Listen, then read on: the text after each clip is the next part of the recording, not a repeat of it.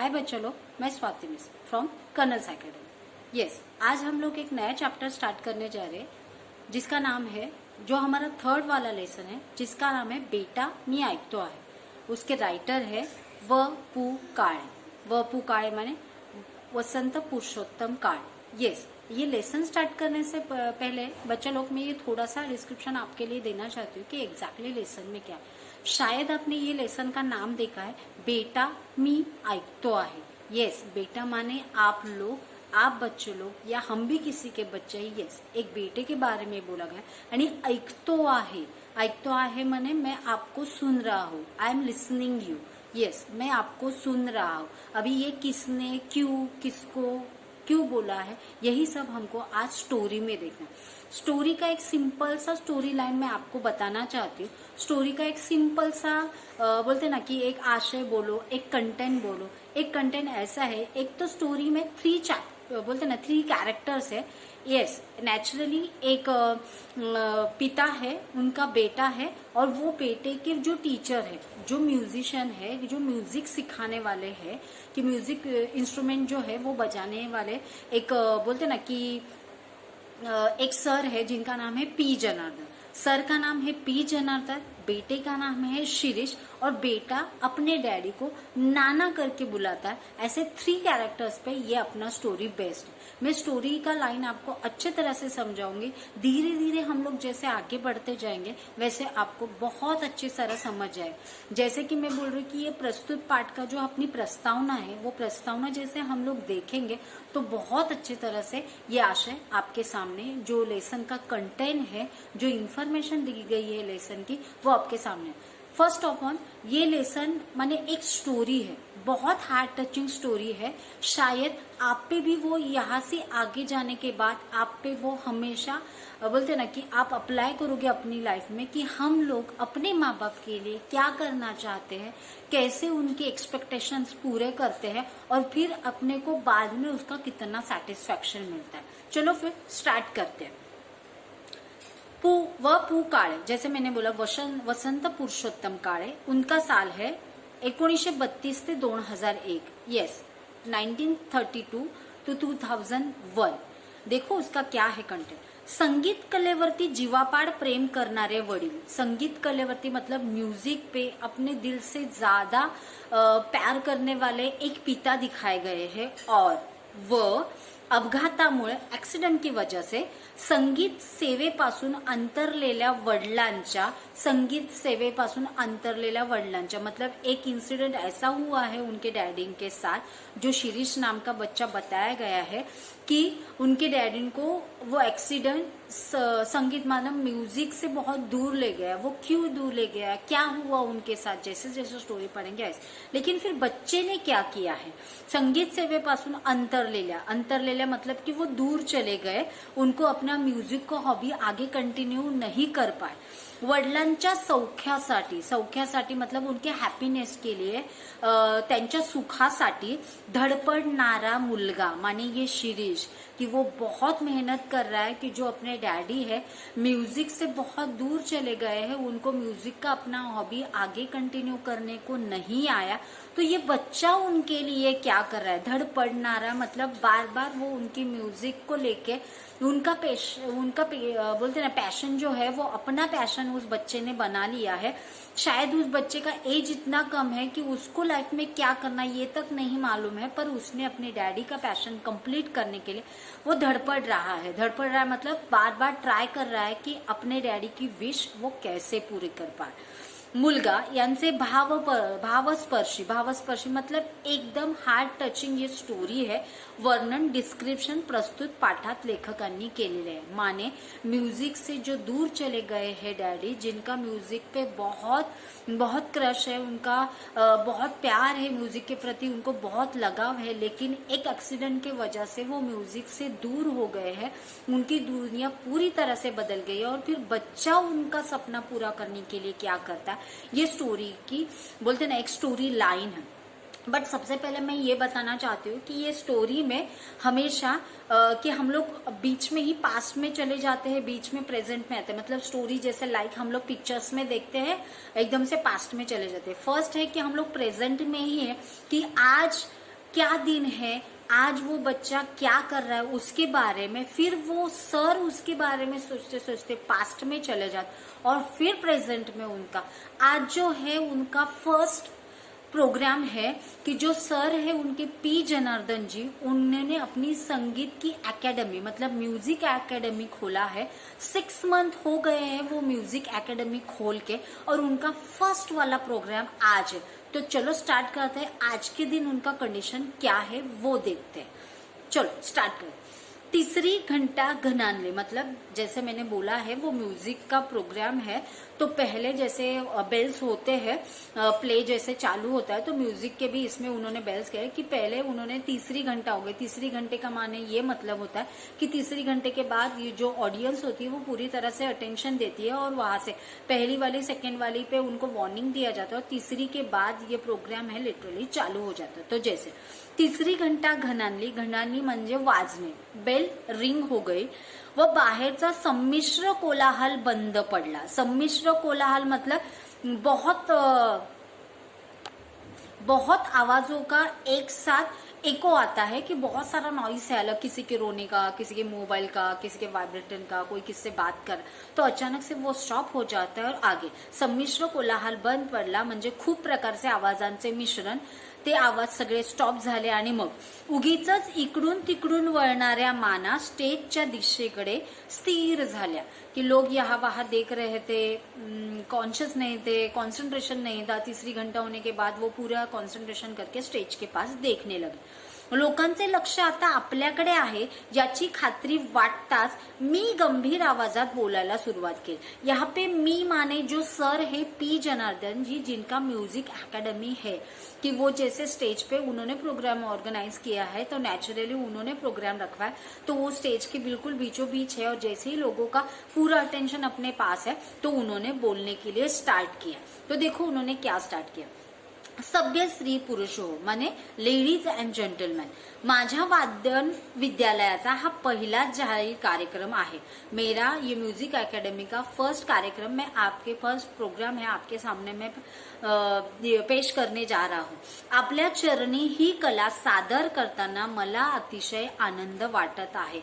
आपल्या चरणी माने आपके सामने, आपके पैरों पे मैंने ये मेरा प्रोग्राम अर्पण किया है और आप उसको अच्छी दाद भी देंगे, ये मैं पूरे दिल से चाहता हूँ। देखो जैसे ही प्रोग्राम चालू होता है पहले ही हम लोग अपनी तरफ से एक सेटिस्फेक्शन वाला जो स्पीच होता है वो ऑडियंस को देते हैं ताकि वो अपना जो पूरा प्रोग्राम है वो अच्छी तरह से सुन पाए, उसका पूरी तरह से आनंद उठा पाए और उनका फिर फीडबैक भी उतना ही जरूरी होता है। इसके लिए आपण शांतपणे या सर्व कार्यक्रमाचा आस्वाद घ्यावा अशी आपल्याला नम्र विनंती करून मी कार्यक्रमाला सुरुवात करतो।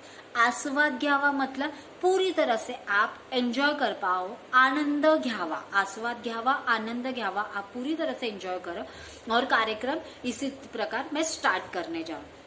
आजच्या कार्यक्रमाची सुरुवात शिरीष भागवत याच्या फिडल वादनाने होईल। फिडल माने वॉयलिन, यस जैसे मैंने बोला था ये शिरीष, यहाँ से देखो उनका ये स्टोरी जो मेन है वो चालू है। ये है प्रेजेंट माने उनके म्यूजिक एकेडमी को ऑलरेडी 6 मंथ हो चुके हैं और 6 मंथ के बाद उन्होंने ये प्रोग्राम अरेंज करवाया है और वहां पे शिरीष पहला ही बच्चा है कि जिसका फर्स्ट स्टेज पे फर्स्ट वाला परफॉर्मेंस चालू होने जा रहा है जो उसके वायलिन के साथ चालू होएगा। वायलिन माने जो हम लोग म्यूजिशियन में बजाते हैं वो एक वाला म्यूजिकल इंस्ट्रूमेंट है। यस, हा विद्यार्थी माझ्या विद्यालयात नुकताच शिकायला आला है। नुकताच माने जस्ट उसने स्टार्ट किया है, फिर भी उसको फर्स्ट वाला प्रोग्राम क्यों दिया ये जो सस्पेंस है वो बाद में जरूर खुलेगा। कलेच्या प्रांतातील हा नौखा मुसाफिर आहे। देखो उन्होंने शिरीष के बारे में पूरा इन्फॉर्मेशन ऑडियंस को देना बहुत जरूरी था जो उन्होंने दिया कि नौखा मुसाफिर माने न्यू कमर है, बहुत ही अर्लियर उसने ऍडमिशन लिया है और वो न्यू कमर है। तो हे लक्षात घेऊन आपण त्याच्या हुशारीचे कौतुक करावे ही विनंती। वो बहुत हम्बली रिक्वेस्ट कर रहे हैं कि वो बच्चा नया है, उसने बिल्कुल ही नया कदम रखा है ये म्यूजिक के इसमें और आप वो वो जो भी आपके सामने वो दिखा रहा है अपना टैलेंट, तो उसकी जरा सराहना कीजिए, क्योंकि वो नया है। ऐसा एक रिक्वेस्ट भरा, हम्बल भरा रिक्वेस्ट उन्होंने ऑडियन्स को किया। फिर भी देखो आगे क्या होता है। एवढे बोलून मी शिरीषकडे पाहिले की उन्होंने, उसका फर्स्ट प्रोग्राम था, वो स्टेज पे बिल्कुल भी तैयार था, उन्होंने एक लुक शिरीष के पास दिया। मला या मुलाची अतिशय भीती वाटत होती। देखो ये भी सस्पेंस है, क्यों उनको डर लग रहा था वो आगे जाके वो सस्पेंस हम लोग पढ़ते पढ़ते खोलना चाहेंगे। ओके, खरे सांगायचे म्हणजे माझ्या मनातून मला शिरीषला कार्यक्रम द्यायचाच नव्हता, कारण नुकताच शिकायला लागलेला हा विद्यार्थी माझ्या विद्यालयाचे नाव खराब करेल याची मला खात्री होती, म्हणून मी त्याला कार्यक्रम देण्याचे टाळत होतो। शिरीष को उन्होंने भले ही ये पहला वाला परफॉर्मेंस करने की परमिशन दी है, फिर बिल्कुल कतई उनके मन में नहीं था, जराही त्यांच्या मनात नव्हतं की शिरीषला त्यांना हा पहिला वाला परफॉर्मन्स देण्याची बिल्कुल इच्छा नव्हती। का, तो त्यांना बिल्कुल गॅरंटी होती की हा मुलगा आपल्या म्यूजिक अकेडमीचे नाव खराब करून आना। पण पहिला कार्यक्रम देण्याच्या मागे ये भी उनका शायद एक मोटिव होगा, शायद प्रोग्राम का पहला स्टार्ट भले ही बुरा हो, या बोलते ना कि अच्छा वाला वो ना बजा पाए, तो बाकी के जो स्टूडेंट ट्रेन हुए हैं वो शायद प्रोग्राम संभाले, इस चलते उन्होंने दिया होगा। ये रीजन हो सकता है, पर और क्या रीजन है वो आगे देखेंगे। आगे देखो, मी शिरीषकडे पाहिले, त्याच्या चेहऱ्यावर धीटपणा व आत्मविश्वास पुरेपूर प्रतिबिंबित झाला होता। उन्होंने शिरीष के पास देखा, उनके चेहरे पे, उसके चेहरे पे धीटपना मतलब पब्लिक को फेस करने का ताकत था, और आत्मविश्वास मतलब ही अलग सा कॉन्फिडेंस उस बच्चे के चेहरे पे था, और पूरा प्रतिबिंबित होता था, मतलब रिफ्लेक्ट हो रहा था उनके चेहरे से उनका जो कॉन्फिडन्स है। तो देखो, पण त्याचे हे अवसान फार वेळ राहणार नाही हे मी ओळखून होते।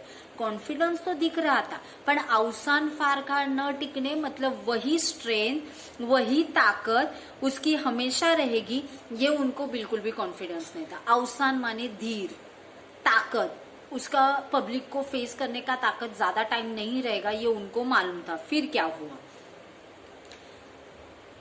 पडदा वर जाऊन बाहेरचा श्रोतावृंद नजरेला पडताच त्याचा हा धीर सुटेल याची मला खात्री होती। मतलब जैसे उनका अंदाजा था कि जैसे वो ऑडियंस को देखेगा, श्रोतावृंद माने ऑडियंस, कि जैसे वो ऑडियंस को देखेगा, जो उसने ये ताकत दिखाई है अपने फेस पे, ये अलग सा कॉन्फिडेंस दिखा रहा है, मतलब ऑडियंस को देखने के बाद वो शायद टूट जाएगा, ऐसा उनको लग रहा था। पर क्या हुआ देखो, शिरीषने खून करताच मी पडदेवाल्याला इशारा केला आणि पडदा झरझर वर गेला। कि शिरीष को उन्होंने पूरी तरह से तैयार है कि ऐसा पूछा, उन्होंने भी अपने तरीके से उनको एक मार्क करके बताया, और हमेशा की तरह जैसे ही हमारा प्ले स्टार्ट होता है वैसे ही वो पर्दा ऊपर चला जाता है। शिरीष ने भी उनको वो सिग्नल देने के बाद वो पर्दा अपने आप ऊपर निकल गया। देखो आगे क्या हुआ, फुटलाइटचा झगझगीत प्रकाश डोळ्यांवर पड़ताच, फुटलाइटचा मतलब जो फोकस होते हैं अपने स्टेज पे, जैसे ही उनके वो शिरीष के आंख पे आए तो क्या हुआ, शिरीष ने डोळे मिटून घेतले, शिरीष ने अपनी आंखें पूरी तरह से बंद कर ली। त्या प्रकाशाची डोळ्यांना जराशीही सवय झाल्यावर शिरीषला सबंध श्रोतावृंद दिसला। हम लोग भी एडजस्ट करते हैं स्टेज पे, जैसे ही उसको लाइट का थोड़ा सा आइडिया आ गया तो उसने फेस टू फेस अच्छी तरह से ऑडियंस के पास देखा। आणि त्या शायद आपको भी मालूम रहेगा कि हम लोग स्टेज पे परफॉर्मेंस करते हैं तो ज्यादातर ऑडियंस अपने को नहीं दिखती, क्योंकि सारी फ्लैश लाइट जो होती है वो अपने ऊपर है। फिर भी शिरीष ने एक अच्छा लुक दिया लोगों के पास और अपना प्रोग्राम स्टार्ट कर, आणि त्या क्षणी त्याच्या मनाची झालेली चल बिचल त्याच्या चेहऱ्यावर स्पष्ट दिसू लागली। देखो, वो शिरीष बहुत छोटा बच्चा है, अप्रोक्सीमेटली वो 10-11 साल का बच्चा है, तो उसको बिल्कुल भी आइडिया नहीं था। और जैसे सर ने सोचा था, जैसे ही फ्लैशलाइट आया वो उससे भी संभल गया, उसने 2 मिनट के लिए अपनी आंखें भी बंद कर ली। फिर उसने ऑडियंस के पास देखा, लेकिन उसके मन में जो बोलते ना एक थोड़ा सा अलग सी घबराहट थी, वो उसके चेहरे पे दिखाई जरूर दी। तो गड़बड़ून गेला, हे मी ओळखले।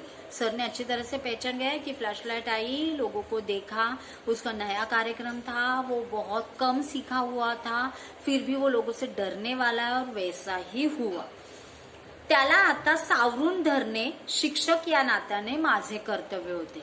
बच्चा डगमग रहा है, बच्चा डर रहा है, तो उसको संभालना मेरा ड्यूटी था। तो देखो सर ने क्या किया, मी तंबोरा वाल्याला आणि तबले वाल्याला खून केली। देखो तंबोरा वाला और तबले वाला, तबला और तंबोरा ये भी एक म्यूजिकल इंस्ट्रूमेंट्स है। तो ये जो वायलिन बजाने वाला शिरीष था, तो इसको ये बैकग्राउंड म्यूजिक देने वाले लोग थे, तबला वाला और तंबोरा। तो उनको उन्होंने पहले से ही इंस्ट्रक्शन दे दिया था कि शायद ये डगमगाए तो आप थोड़ा सा बैकग्राउंड म्यूजिक देके उसको संभाल, और वैसे ही सर ने उनको इशारा कर दिया। तंबोराचा धीर गंभीर आवाज घुमू लागला। जैसे ही वो तंबोरे के तार छिड़ गए तो अपने आप वो एको आवाज फैलने लगा। शिरीष ने डोळे मिटून कुणाचे तरी ध्यान केल्यासारखे दिसले। ये लाइन ध्यान में रखना कि शिरीष ने आंखें बंद की थी, तो उसने क्या देखा है, ये लास्ट में अपना सस्पेंस खुलने वाला है कि ऐसा क्या देखा वो बच्चे ने कि बाद में ये जो पहला वाला सिचुएशन है अचानक से बदल गया, और क्या बदल गया है वो देखो। ध्यान केल्यासारखे दिसले, उसने किसी का ध्यान करना मतलब किसी को याद करना, उसने अपने आंखों के सामने शायद किसी को खड़ा किया था।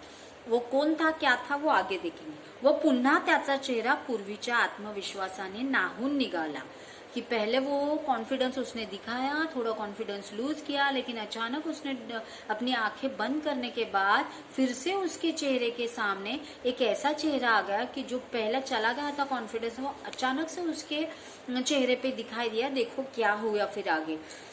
व हलकेच त्याने षड्ज वाजवले, षड्ज म्हणजे व्हायोलिन वाजवायला सुरुवात केली। एका 10-12 वर्षाच्या मुलाने शांतपणे वाजवायला सुरुवात केलेली पाहून लोग शांत बसले। बिल्कुल ही 12 इयर्स का है वो, वायलिन इतना खूबसूरती से उसने वो पहली तार छेड़ी कि लोग अपने आप जगह पे बिल्कुल भी साइलेंटली बैठ गए। धीमेपणाने शिरीषने भूप रागातील गत वाजवायला सुरुवात केली। देखो भूप माने एक राग है जो म्यूजिक के इंस्ट्रूमेंट के साथ बजाया जाता है, आणि गत माने धुन की राग त्या धुन मध्ये वाजवायला, वो राग उन्होंने धुन में बजाने के लिए शिरीष ने शुरुआत की।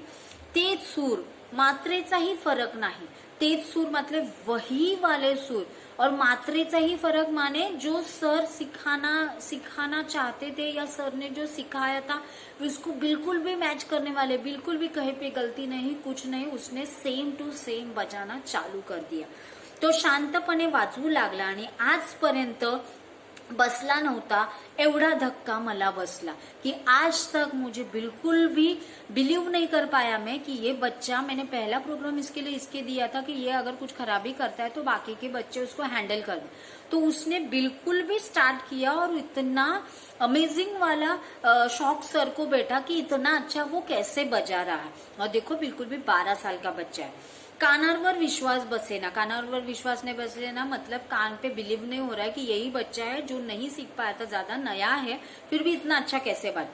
नजरेवर ही बसेना, आंखों पे भी उनको बिलीव नहीं हो रहा। पंचेंद्रिय दगा देत नाहीत ना अशी शंका मनाला चाटून गेली। मनाला चाटून गेली मतलब मन में ख्याल आना, अपने बोलते ना कि माइंड में और दिमाग में बिल्कुल भी काबू नहीं रह पा रहा, और बिल्कुल भी शंका मतलब ये डाउट कि ये बच्चा है जो इतना नया है, सीखा है, इतना अच्छा कैसे बजा रहा है। माझ्या जागी तुम्ही असता किंवा आणखीन कोणीही असता तरी त्याच्या मनातही तशी शंका आली असती कि वो बोलते ये नया है और ये इसका बजाना जैसे चालू हो गया तो बिल्कुल भी आप होते, कोई और होता तो भी बिलीव नहीं कर पाता यही बच्चा है जो नया सीखा और इतनी अच्छी तरह से बजा रहा है। हाउ, तुम्हीच सांगा। सुमारे 6 महिन्यांपूर्वी शिरीष माझ्या विद्यालयात आया होता। देखो धीरे धीरे हम लोग पास्ट में जा रहे। सर उसका कार्यक्रम देख रहे हैं, सुन रहे हैं, लेकिन वो पास्ट में चले गए। यहाँ से शिरीष की स्टोरी स्टार्ट हो रही है कि वो 6 मंथ लेटर जब मेरे क्लासेस में आया था तो उसका क्या बिहेवियर था। विद्यालयात आला, धीटपणे त्याने विचारले, आपणच का पी जनार्दन? मी हास्य मुद्रेने होय म्हणताच तो म्हणाला कि वो 6 मंथ लेटर उनके म्यूजिक वाले क्लासेस में आया था। उन्होंने बहुत बोलते ना कि कॉन्फिडेंटली सर को पूछा था कि आप ही पी जनार्दन सर हो, और फिर सर ने भी हास्य मुद्रे ने सुहास्य मुद्रे ने मतलब स्माइली फेस ने हाँ भी बोल दिया था। फिर आगे वो उनको क्या बोला, माझे नाव शिरीष भागवत, घरी श्रीच म्हणतात, मला गाण्याची फार आवड आहे। जैसे मैंने बोला था कि 6 मंथ्स लेटर नहीं, वो 6 मंथ लेटर माने आज का दिन है, वो 6 मंथ बिफोर जब क्लासेस में आया था तो उसका जो एटीट्यूड था, उसका बिहेवियर था कि एक छोटे बच्चे के जैसा शायद उसका वो बिहेवियर नहीं था, उसका बात करने का स्टाइल और सर को बोलने का स्टाइल, उसके पीछे भी एक बहुत बड़ा हम लोग बोलते हैं कि एक बहुत बड़ा रीज़न है। वो क्या है वो आगे जाके दिखेगा। जैसे मैंने उसको स्टार्टिंग में बोला, उसने आया अपना इंट्रोडक्शन दिया, फिर सर ने पूछा तुला गाण्याची आवड आहे तो उसने आंसर दिया, माझ्यापेक्षा माझ्या वडिलांना मी शिकलेले फार आवड। यहाँ से आप लोग देखोगे कि वो हमेशा कुछ अलग ही जवाब वो सर के क्वेश्चंस के देता था और उसके पीछे भी रीज़न है। जैसे जैसे हम लोग पढ़ेंगे वैसे आगे समझे। माझ्यापेक्षा माझ्या वडिलांना मी शिकलेले फार आवडे, या त्याच्या चमत्कारिक उत्तराचे मला नवल वाटू लागले व थोडासा रागही येऊ लागला। मैंने बोला ना कि जैसे वो छोटा बच्चा है कि वो अपने डैडी के थ्रू, मतलब डैडी के जो आंसर आने चाहिए थे वो बच्चा दे देता था। उन्होंने उसको पूछा कि आपको म्यूजिक का या गाण्याची मतलब गाने का ये है क्या, मतलब अच्छा लगता है क्या गाना, तो उन्होंने ऐसा डायरेक्ट वो शिरीष ने ऐसा बोला कि मेरे डैडी को बहुत अच्छा लगा। तो ऐसा क्यों? तो उनको थोड़े टाइम के बाद जब वो आंसर देता था तो उसके आंसर्स का उनको थोड़ा सा ताज्जुब भी होता था और गुस्सा भी आता था। तो थोडा वेळ थांबून पुढे म्हणाला, मी आपल्याकडे शिकायला येईन पण माझी एक अट आहे। मी शिकायला आलो की रोज माझ्याबरोबर माझे वडील पण येतील व शिकवणी चालू असताना वर्गातच बसतील। आता मात्र मला राग आला। देखो, एक तो वो स्टूडेंट है, सर के पास आया है, फिर भी उसने टर्म्स एंड कंडीशन सर ने रखना चाहिए था, लेकिन कि मेरे डैडी मेरे साथ आएंगे और वो रोज मेरे साथ क्लास में बैठेंगे। ऐसा क्यों? आगे जाणून। मी जाणीवपूर्वक हसत म्हणालो, मान्य, तुझ्या अटी एकदम मान्य, पण त्यासाठी तुला महिना 50 रुपये फी द्यावी लागेल। तो उन्होंने बोला आपके तेरी जो भी कंडीशंस है मैं एग्री करता हूँ, लेकिन आपको 50 रुपीज़ पर मंथ देना पड़ेगा मेरे फीस। त्यावर शिरीष म्हणाला, कबूल, उद्यापासून मी येतो, माझ्याबरोबर वडील पण येतील बरं का? असं म्हणून माझ्या आश्चर्यचकित चेहऱ्याकडे न बघता शिरीष सटकन निगून गेला। उन्होंने वो शिरीष ने भी उस पर आंसर दिया, ठीक है मैं कल से आऊँगा, लेकिन मेरे डैडी मेरे साथ ज़रूर रहेंगे। और फिर उसने सर के पास देखा भी नहीं और वैसे ही चला गया। आश्चर्यकारी चेहऱ्याकडे मतलब सर एकदम सरप्राईज थे की इसने असा आन्सर कैसा दिया। दुसरे दिवशी तो अगदी वेळेवर आला। त्याच्याबरोबर एक वयस्कर मतलब प्रौढ माने एल्डर, जो उसके डैडी थे वो एज थे, एज उनका था, आणि भारदस्त मतलब एकदम स्ट्रॉन्ग पर्सनैलिटी वाले, लेकिन एजड थे। हे माझे गुरुजी नाना आणि हे माझे वडील। उन्होंने एक दूसरे का इंट्रोडक्शन दे दिया कि ये मेरे डैडी नाना, उनको हम लोग बोलते हैं, और ये मेरे सर है। आमचे नमस्कार झाले तो दोनों ने एक दूसरे को हाय हॅलो किया।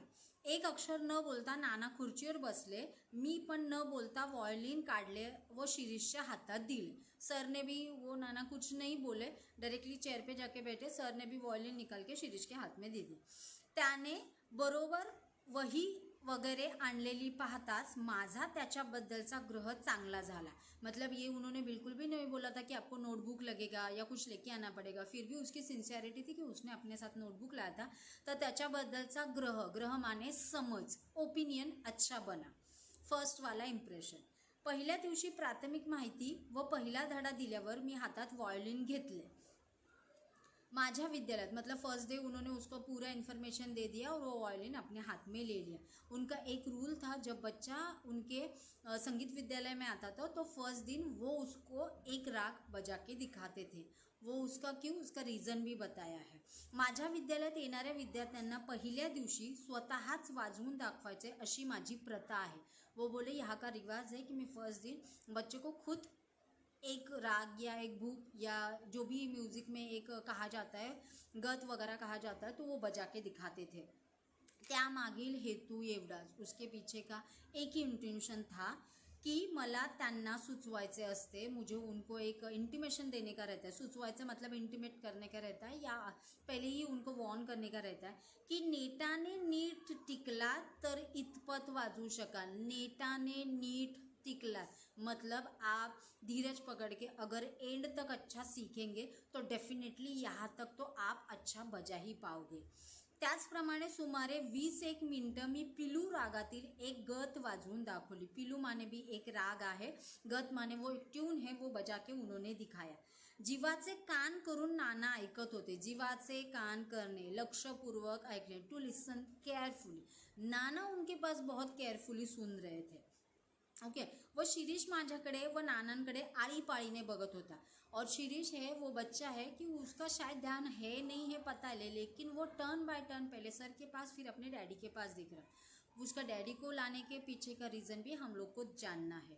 मी व्हायोलिन खाली ठेवले व नानांकडे पाहिले. त्यांच्या चेहऱ्यावरती तृप्तीचे समाधान स्पष्टपणे दिसत होते.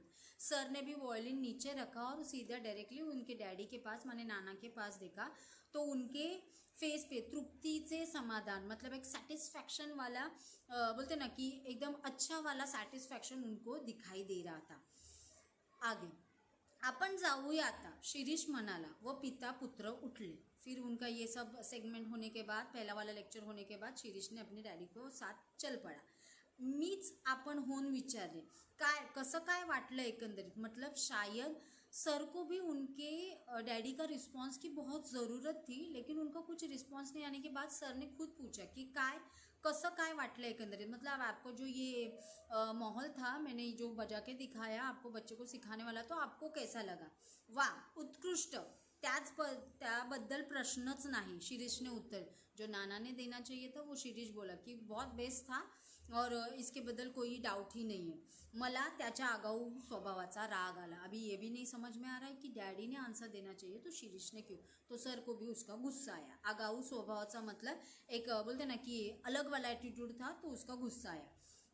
आपण कुठं असता कामाला, भोचकपणे शिरीषच पुन्हा म्हणाला. मतलब हर एक क्वेश्चन शिरीष ही पूछ रहा है, सर पूछे हुए क्वेश्चन का आंसर भी शिरीष ही दे रहा है. मला वाटले की मध्ये मध्ये बोलल्याबद्दल नाना शिरीषला दम भरतील, पण त्या उलट ते कौतुकाच्या नजरेने त्याच्याकडे पाहत होते.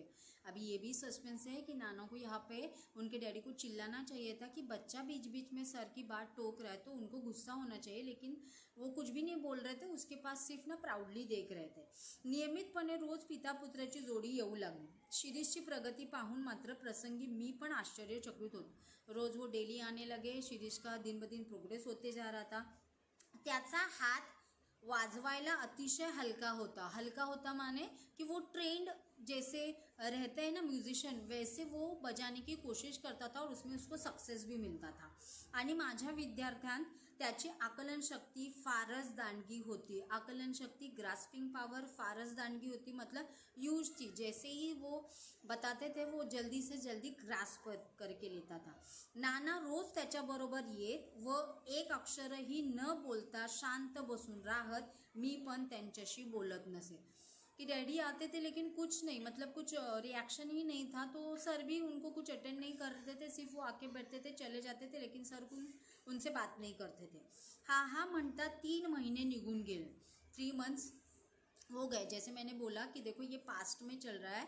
6 मंथ पहले वाली बिफोर वाली बात है. 6 मंथ लेटर के बाद वो प्रोग्राम पहले चालू हुआ था, और जब वो आया था 6 मंथ बिफोर, तो उसमें से 3 महीने कंप्लीट होने के लिए आए थे. रोज़ का वो शेड्यूल उनका बन गया था कि डैड और उनका वो शिरीष बच्चा वो आते थे और रोज़ का डेली वर्क करके निकल जाते थे. आणखीनही 3 महिन्यांनी होणाऱ्या माझ्या विद्यालयाचा प्रथम कार्यक्रमात आपण शिरीषला कार्यक्रम द्यायचा असा मी निश्चय करून टाकला. मतलब जब 3 महीने कंप्लीट होने के लिए आए थे उनके ट्रेनिंग को, तब तक उन्होंने डिसाइड भी किया था कि शिरीष बहुत अच्छा बजाता है और फर्स्ट प्रोग्राम में फर्स्ट परफॉर्मन्स उसका ही होगा.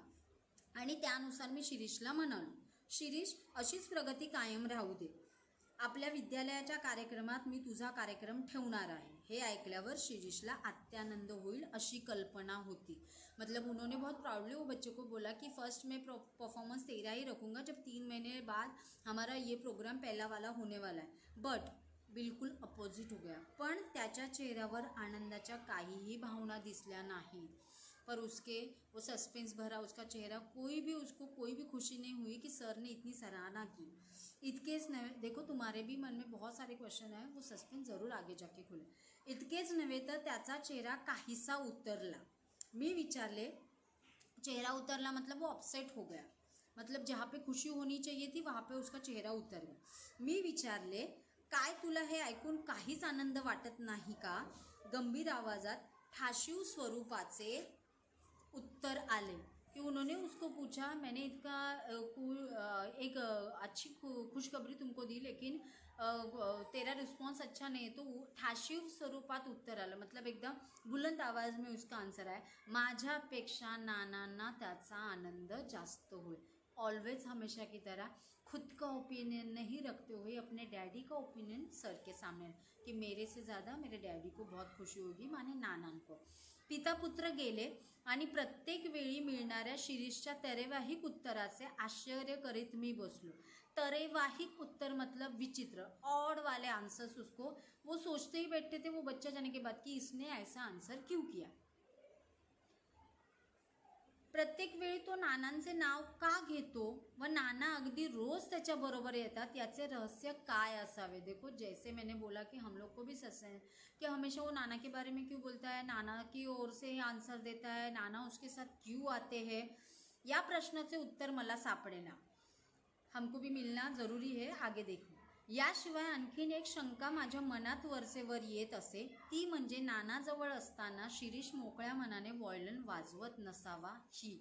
देखो हम लोग भी शायद, मैं आपके क्लासेस लूँ और आपके पेरेंट्स शायद हमारे पास आके बैठे तो आप उतने ही कंफर्टेबल नहीं हो गए, तो उनको भी सर को वैसे ही लगा कि नाना सामने है तो शिरीष भी कंफर्टेबल फील नहीं कर रहा है. ये भी डाउट उनके मन में और एक डाउट आया.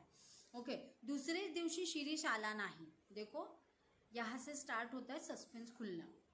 त्याचा हा पहिला खाडा. नसेल एखाद्या वेळेस जमले असे मी समाधान करून घेतले. एक दिन नहीं आया लेकिन ठीक है, कुछ प्रॉब्लम रहेगा, वो नहीं आया, ऐसा सॅटिस्फॅक्शन उन्होंने खुद का कर लिया. पण त्याच्या दुसऱ्या दिवशीही शिरीष आला नाही. चौथा दिवस गेला, पाचवा गेला, असेच 15 दिवस गेले. 15 डेज के बाद भी वो नहीं आया. शिरीषचा पत्ता नव्हता. 16व्या दिवशी एक मनुष्य निरोप व फीचे पैसे घेऊन आला. 16 वाले डेज पे एक अलग थर्ड मैन उनके पास फीस के पैसे और एक चिट्ठी लेके उनके पास आया, एक लेटर लेके आया. नाना आजारी असल्यामुळे शिरीष येऊ शकणार नाही असे तो म्हणाला. तो उन्होंने वो लेटर देते टाइम बोला कि उसके जो डैडी है वो बीमार है और वो नहीं आ सकता. थोडाशा त्रागाने मी म्हणालो, त्रागाने मतलब थोडासा गुस्सा करके वो बोले, नानांशी त्याला काय करायचं आहे, इकडे कार्यक्रम जवळ येत चालला आहे, त्याचे काय. शिरीष आला नहीं. तो उन्होंने बोला उसको डैडी के साथ क्या करना है, मुझे उसको सिखाना है, उसको मेरे से सिखाना है, तो वो क्यों नहीं आ रहा है, और कार्यक्रम जो प्रोग्राम है वो नज़दीक आते जा रहा है. त्याची वाट पाहून मी त्याचा कार्यक्रम रद्द केला. आखिर में उन्होंने जो फर्स्ट परफॉर्मेंस उसको देना चाहते थे वो बिल्कुल, देखो ये फर्स्ट परफॉर्मेंस के लिए सर भी तैयार हो गए थे, नानान को भी खुशी थी और शायद शिरीष को भी मन से खुशी थी क्योंकि नाना को बहुत अच्छा लग रहा था, लेकिन उसका नाम निकाल दिया. त्याचे नाव पण काढायचे नाही असे ठरवून मी बाकीचे विद्यार्थी तैयार किए. अभी शिरीष नहीं आ रहा है, उसका नाम भी निकाल दिया, तो उन्होंने और जो स्टूडेंट्स है उस पर मेहनत लेने को स्टार्ट किया. समारंभाचा दिवस देखो फिर से प्रेजेंट में आए. ये पास था, शिरीष कैसे आया, शिरीष ने कैसे 3 महीने ट्रेनिंग लिया, फिर नहीं आया, फिर उसकी चिट्ठी आने का रीज़न, फिर शिरीष का नाम निकाल देना, और आज जैसे हमारा ये लेसन स्टार्ट हुआ था, जो प्रोग्राम का दिन था उसकी अर्ली मॉर्निंग का उन्होंने बोला है, जो प्रेजेंट में हम लोग फिर से आ रहे हैं. समारंभाचा दिवस उगवला आणि सकाळपासून शिरीषच्या आठवणीने मी उगाच बेचैन झालो होतो. बेचैन होणे, डिस्टर्ब होना, बेचैन होणे, खूप घाबरून जाणे, चलबिचल होणे. ओके. सकाळची इतर कामे आटपून मी जरा स्वस्थ बसतो ना बसतो तोच दारात शिरीष उभा. यहाँ से देखो स्टोरी बिल्कुल टर्न ले रही है. अब जाके शिरीष के बारे में हम लोग को सब पता चलने वाला है. मी ताडकन उभा राहिलो व त्याच्याजवळ आलो. वो हमेशा की वो कार्यक्रम के दिन सुबह के सब काम करके कार्यक्रम की तैयारी करके सर रिलैक्स कर रहे थे और तब तक शिरीष के बारे में सोच रहे थे और शिरीष उनके दरवाजे में खड़ा. लेकिन सर बिल्कुल भी सरप्राइज थे और उसके पास वो चले गए. अरे तुझा पत्ता तरी काय, आणि आज एकटाच कसा काय, नाना कसे नाहीत बरोबर, इकडची दुनिया तिकडे होईल ना. तो उन्होंने बोला कि अरे तू कैसे अकेले आया, तेरे डैडी नहीं आए, और ऐसा थोड़ी चलेगा, दुनिया तो इधर की उधर हो जाएगी. इकडची दुनिया तिकडे झाली आहे सर. आज यापुढे मी एकटाच दिसेन. माझे नाना कायम से गेले हो सर. मतलब उसके डैडी एक्सपायर हो गए थे, उसके डैडी उसको छोड़ के चले गए थे. बऱ्याच सांत्वनानंतर सर को भी थोड़ा सा गिल्टी फील हो गया और सांत्वन मतलब दिलासा दिला, काउंसलिंग किया उन्होंने, उसको समझाया. आज आपल्या विद्यालयाचा कार्यक्रम ना मी खिन्नपणे हो म्हणालो. खिन्नपने क्योंकि उनको बुरा लग रहा था, क्योंकि उनको शिरीष को पहला प्रोग्राम का पहला परफॉर्मेंस देना था, लेकिन शिरीष इतने दिन नहीं आया तो अपने वो प्रोग्राम की मजदार उसके हाथ में कैसे देंगे. कोई भी और टीचर होता तो भी शिरीष को पहला प्रोग्राम नहीं दे. लेकिन देखो शिरीष का इसके ऊपर क्या बोलना था. मग मला आज बऱ्याच सांत्वना, मी खिन्नपणे हो म्हणालो. मग मला आज कार्यक्रम द्या, नाही म्हणू नका सर, एवढीच इच्छा पुरवा. तो असं म्हणाल्यावर मात्र माझ्यातला शिक्षक जागा झाला. मी सौम्य आवाजात म्हणालो. सौम्य आवाज, सॉफ्ट वॉइस. वो बहुत कन्विंस करने लगा सर को, बार बार पहला प्रोग्राम में पहला परफॉर्मेंस देने के लिए रिक्वेस्ट करने लगा.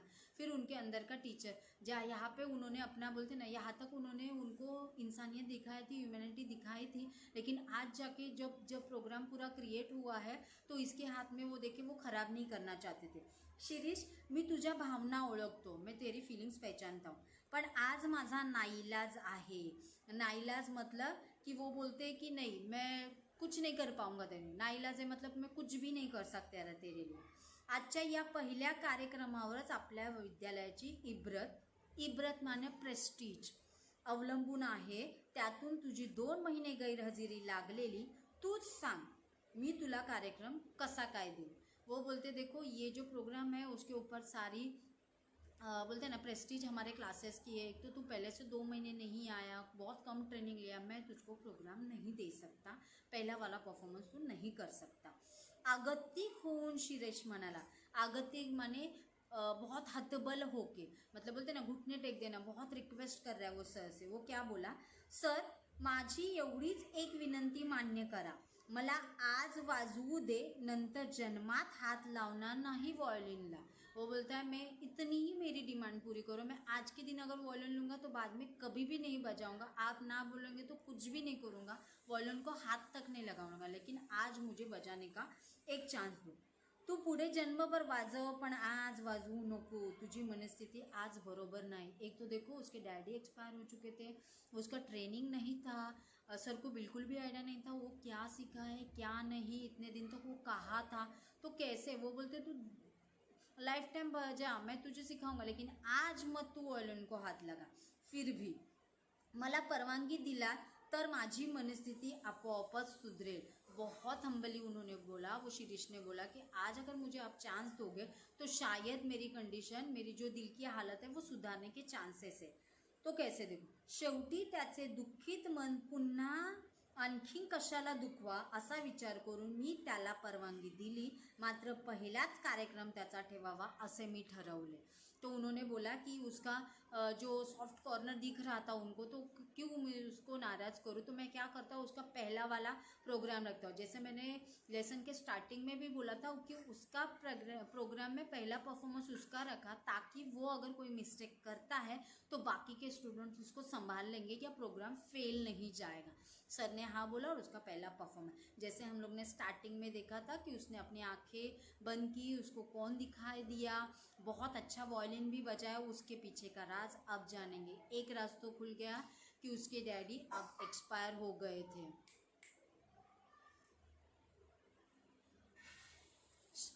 त्याचप्रमाणे मी परवानगी दिली आणि शिरीष वाजवू लागला.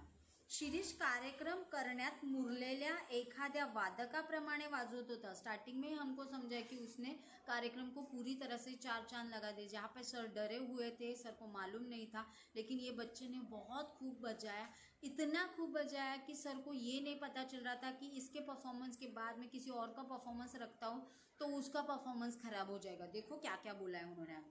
इतके शिकला तरी कुठे याचाच विचार मी करत होतो. आणि त्यापेक्षाही मला मुख्य प्रश्न असा पडला होता की नवीनच शिकायला लागलेला मुलगा इतके उत्कृष्ट वाजवतो. तो उन्होंने बोला कि मुझे ढेर सारे क्वेश्चन मेरे मन में आ रहे थे, इतना अच्छा कैसे बजा रहा है, न्यू कमर है फिर भी इतना अच्छा बजा रहा है, तर जुने मुरलेले विद्यार्थी किती छान वाजवत असतील असेच बाहेरचे लोक म्हणत असणार. जैसे स्टेज पे आने के बाद सर ने खुद रिक्वेस्ट किया था ऑडियंस को कि जो भी गलती हो तो आप माफ़ करो, और वो नया है, न्यू कमर है, तो आप उसको एडजस्ट कर लें. लेकिन इसने इतना अच्छा बजाया तो शायद ऑडियंस में से लोग सोच रहे होंगे कि जो पुराने स्टुडंट्स हैं वो कितना अच्छा बजा सकते हैं. तेव्हा त्यांच्यानंतर वाजवायला कुणाला बसवावे. देखा, मैंने सोचा, बोला था ना कि इतना अच्छा बजाया कि उसके बाद जो स्टूडेंट को उन्होंने तैयार किया तो किसको नंबर दूँ वो समझ में नहीं आ रहा है सर को कि इतना परफेक्ट परफॉर्मेंस उसने दिया. टाळ्यांच्या कडकडाटाने मी भानावर आलो, और लास्ट में जैसे उसका परफॉर्मेंस खत्म हो गया, बेशुमार उसको तालियां मिली और सर फिर से अपने जगह पे आ गए. शिरीष आत आला, त्याने माझ्या पायावर डोके ठेवले. वो अंदर आया, उनके चरणों पे अपना मस्तक रख दिया. मी त्याला उठवत विचारले, शिरीष हा काय प्रकार आहे. मतलब सर बिल्कुल भी सरप्राइज थे और उसको एक से बढ़कर एक क्वेश्चन पूछे जाए. हा काय प्रकार आहे, मतलब ये क्या सिलसिला है, तूने कैसे, तू माझ्याकडे न येता आणखीन कुठे शिकत होतास.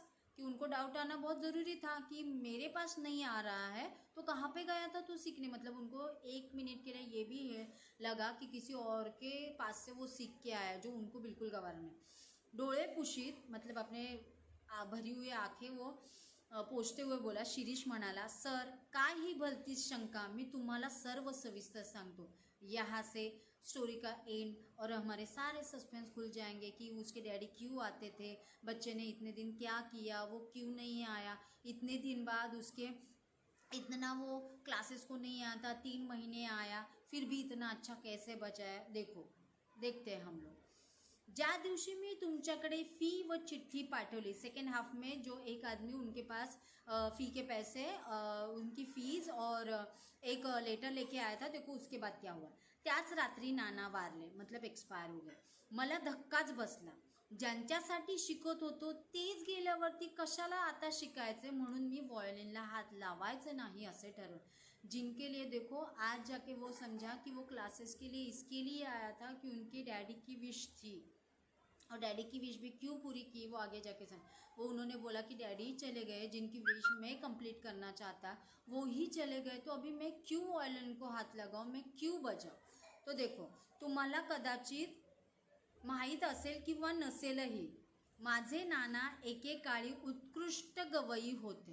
कि उन्होंने ये सस्पेंस खोला, शिरीष ने खोला कि उसके डैडी एक बहुत अच्छे फेमस ये थे, सिंगर थे. पण एकदा कसलासा जबर अपघात झाला व त्या अपघातात ते ठार बहिरे झाले. उनके एक्सीडेंट की वजह से वो डेफ हो गए, उनको सुनाई देना बिल्कुल भी बंद हो गया. देखो कैसा रहता है बच्चे लोग, अगर हम लोग सुनाई नहीं देंगे तो हम लोग मुँह से भी कुछ नहीं बोल पाएगा.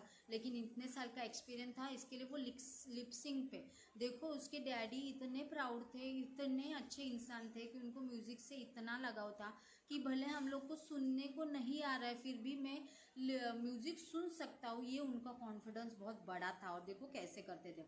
त्यांना काहीही ऐकू येत नसे, होठांच्या हालचालीवरून त्यांना काही शब्द समजत, लिपसिंग से वो समजते थे.